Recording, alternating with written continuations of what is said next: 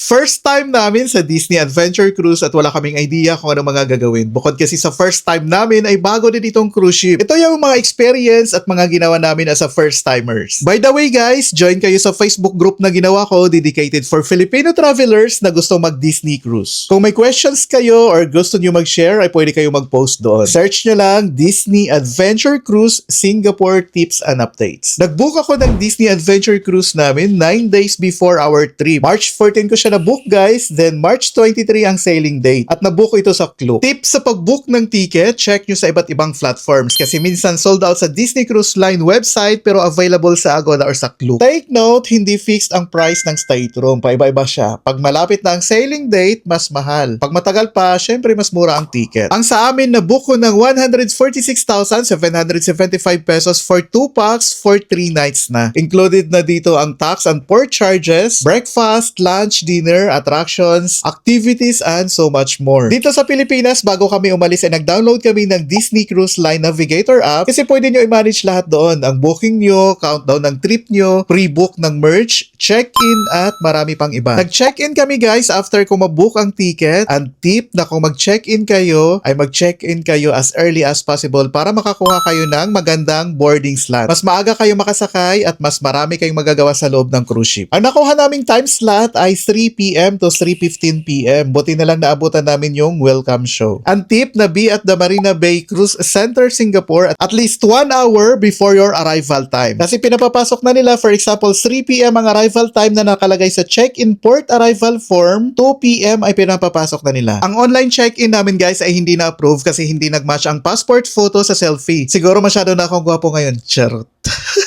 Dahil lang sa BB cream. Kaya pumila pa kami sa manual check-in counter. Binigyan kami ng pink na paper na ipakita sa staff. Ang kailangan lang guys ay soft copy ng online check-in my port arrival form at physical ng passport nyo. After namin sa manual check-in counter ay pumila kami sa immigration kasi kailangan pa ng immigration before ka makapasok sa cruise ship. Mga essential items na dapat nyong dalhin kasi wala ito sa stateroom nyo or doon mismo sa room nyo. Toothbrush, toothpaste at universal adapter kasi EU socket ang gamit nila. Yung bilog at yung Type I. May USB Type A at Type C naman pero mas okay pa rin ang adapter kasi mas mabilis mag-charge. Magdala din kayo guys ng sunscreen kasi sobrang init sa cruise. At mini fan kung mabilis kayo mainitan. Kasi parang doon lang sa room at sa restaurants lang ang malamig. Comfortable shoes at slippers. Pero kami hindi na kami nakapag-swimming kasi sobrang crowded at maliit yung pool. So okay lang din na wala kaming slippers. Huwag na kayo magdala ng pagkain kasi sobrang daming pagkain sa cruise. Halos lahat libre. At ito guys ang hindi mga pwedeng dalhin. Flat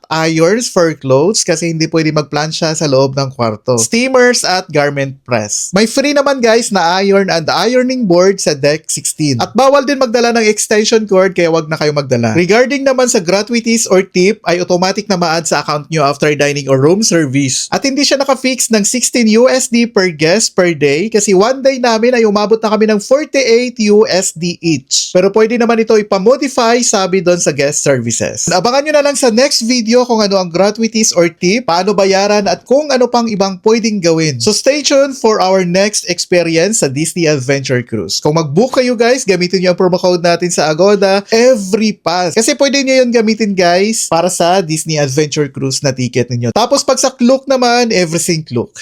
Ayan. Bye!